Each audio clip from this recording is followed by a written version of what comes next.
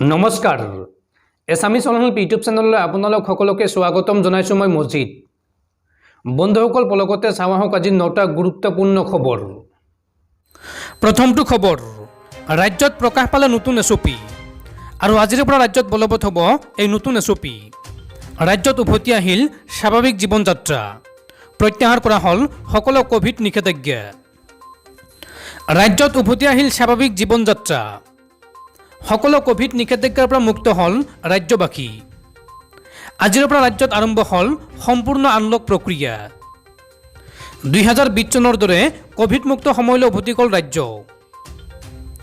ৰাজ্যত নাথাকিব কোনো নাইট কাৰফিউ 24 ঘণ্টাই খোলা থাকিব সকলো দোকান পোহাৰ বজাৰ বিদ্যালয় কলেজ বিশ্ববিদ্যালয় সকলো খুলি দিয়াৰ সিদ্ধান্ত গ্ৰহণ কৰিছে ৰাজ্য চৰকাৰে ৰাজ্যত ভেকচিনেশ্যনৰ হাৰ অধিক হোৱাৰ বাবেই এই সিদ্ধান্ত গ্ৰহণ কৰিছে হিমন্ত বিশ্ব শৰ্মাৰ চৰকাৰে বিদ্যালয়ত 100% শিক্ষাৰ্থী যাব পাৰিব আজিৰ পৰা কেৱল মাস্ক পৰিধান কৰিব লাগিব আৰু চেনিটাইজাৰৰ ব্যৱস্থা কৰিব লাগিব ভেকচিন নোলোৱা লোকসকলে ভেকচিন ল'ব লাগিব ৰেল ষ্টেচন বিমানবন্দৰত কৰিব নালাগে কোভিড টেষ্ট হাস্পাতালত গ'লেও কোনো ৰোগীয়ে কৰিব নালাগে কোভিড পৰীক্ষা জিএমচিত থকা কোভিড স্ক্ৰিনিং চেণ্টাৰ প্ৰত্যাহাৰ কৰা হৈছে আৰু আজিৰ পৰা ৰাজ্যত বলবৎ হ'ব এইসমূহ নতুন নিয়ম পৰৱৰ্তী খবৰ উচ্চতৰ মাধ্যমিকৰ পাঠ্যক্ৰমৰ পৰা কোনো কাৰণতে বাতিল নহয় বিহু আৰু স্বদেশ উদ্যানৰ পাঠ্যক্ৰম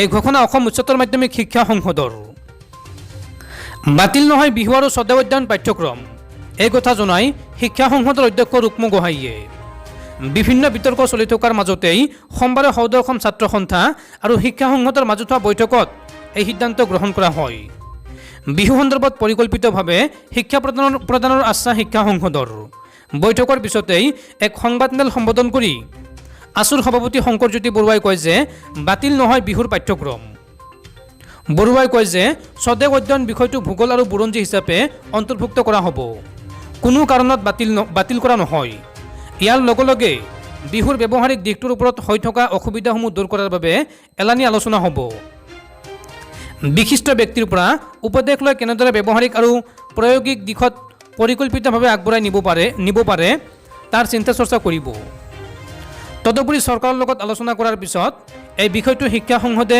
ৰাজহুৱা কৰিব বুলি জনাই শংকৰজ্যোতি বৰুৱাই পৰৱৰ্তী খবৰ মুখ্যমন্ত্ৰী হিমন্ত বিশ্ব শৰ্মাৰ বিৰুদ্ধে 709খন এজাহাৰ দাখিল কংগ্ৰেছৰ হিমন্ত বিশ্ব শৰ্মাৰ বিৰুদ্ধে কংগ্ৰেছৰ এজাহাৰ 709খন এজাহাৰ দাখিল কৰিলে কংগ্ৰেছে তেলেংগানাৰ প্ৰতিখন থানাতেই এজাহাৰ দাখিল কৰিছে কংগ্ৰেছে ৰাহুল গান্ধীক কৰা বিতৰ্কিত মন্তব্যৰ বাবেই হিমন্ত বিশ্ব শৰ্মাৰ বিৰুদ্ধে এজাহাৰ দাখিল কংগ্ৰেছৰ হিমন্ত বিশ্ব শৰ্মাৰ বিৰুদ্ধে দেশৰ বিভিন্ন প্ৰান্তত কংগ্ৰেছৰ প্ৰতিবাদ অব্যাহত আছে দিল্লীত NSUIৰ প্ৰতিবাদ অসমতে প্ৰতিবাদ সাব্যস্ত কৰে কংগ্ৰেছে পৰৱৰ্তী খবৰ আপুনি আপোনাৰ গাঁওখনৰ নাম সলনি কৰিব বিচাৰে নেকি যদি বিচাৰে তেন্তে আপোনালোকৰ বাবে ভাল খবৰ 10 মেত ৰাজ্যত মুকলি হ'ব নতুন পৰ্টেল এই পৰ্টেলৰ জৰিয়তে সলনি কৰিব পাৰিব নিজৰ গাঁৱৰ নাম এই বৃহৎ ঘোষণা মুখ্যমন্ত্ৰী হিমন্ত বিশ্ব শৰ্মাৰ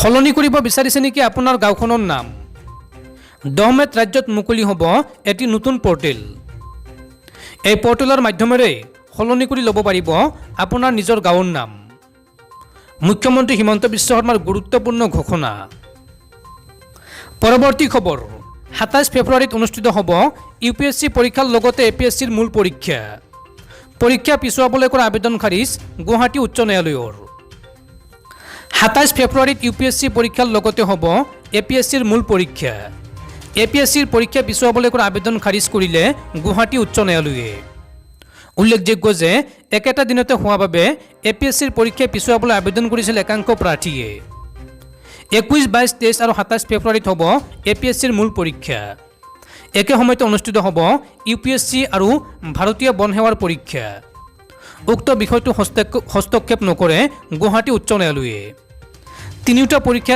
একেটা দিনতে অনুষ্ঠিত হোৱাৰ বাবে এতিয়া একাংশ শিক্ষাৰ্থীৰ বাবে সমস্যাৰ সৃষ্টি হৈছে পৰৱৰ্তী খবৰ ভগৱানৰ নামতকৈ বেছিকৈ কংগ্ৰেছৰ নাম লোৱা হৈছে বিজেপিয়ে এই মন্তব্য অসম প্ৰদেশ কংগ্ৰেছ কমিটিৰ সভাপতি ভূপেন বৰাৰ। ভগৱানৰ নামতকৈ আজিকালি কংগ্ৰেছৰ নাম বেছিকৈ লয় বিজেপিয়ে। অসম চৰকাৰ আৰু বিজেপিক তুলাধুনা দি এই মন্তব্য কৰে অসম প্ৰদেশ কংগ্ৰেছ কমিটিৰ সভাপতি ভূপেন বৰাই। ভগৱান শ্ৰীকৃষ্ণ ৰামচন্দ্ৰৰ কথা কোৱা বিজেপিত আজিৰ সময়ত শ্ৰীকৃষ্ণ আৰু ৰামক অনুসৰণ কৰা নেতা কেইজন আছে বুলি প্ৰশ্ন কৰে ভূপেন বৰাই। কংগ্ৰেছৰ নাম নল'লে এতিয়া বিজেপি নেতাৰ দিনটো পাৰ নহয় বুলি কটাক্ষ কৰি অসম প্ৰদেশ কংগ্ৰেছ কমিটিৰ সভাপতিগৰাকীয়ে কয় যে কংগ্ৰেছে এতিয়া অসমত জাতীয় দায়িত্ব পালন কৰি আছে। চৰকাৰে দিয়া প্ৰতিশ্ৰুতি পূৰণ নোহোৱাত, নিবনুৱা সমস্যা সমাধান নোহোৱাত কংগ্ৰেছে মাত মাতি নিজৰ জাতীয় দায়িত্ব পালন কৰি যাব বুলিও মন্তব্য কৰে ভূপেন বৰাই। আনহাতে তেওঁৰ হিন্দী ভাষা বিতৰ্কক লৈ ভূপেন বৰাই কয় যে এতিয়া বিজেপিয়ে তেওঁৰ সুৰ, ভাষা, ব্যাকৰণ আদিৰ কথা কৈ মূল ইছ্যুৰ পৰা মানুহক আঁতৰাই ৰাখিব বিচাৰিছে। কিন্তু অসমৰ সমস্যা সমাধানত ব্যৰ্থ হৈছে বিজেপি। সেইবাবেই এতিয়া ভূপেন বৰাৰ কবিতা সুৰ, ভাষাৰ পিছত বিজেপি লাগি আছে বুলি কটাক্ষ কৰে অসম প্ৰদেশ কংগ্ৰেছ কমিটিৰ সভাপতি ভূপেন বৰাই।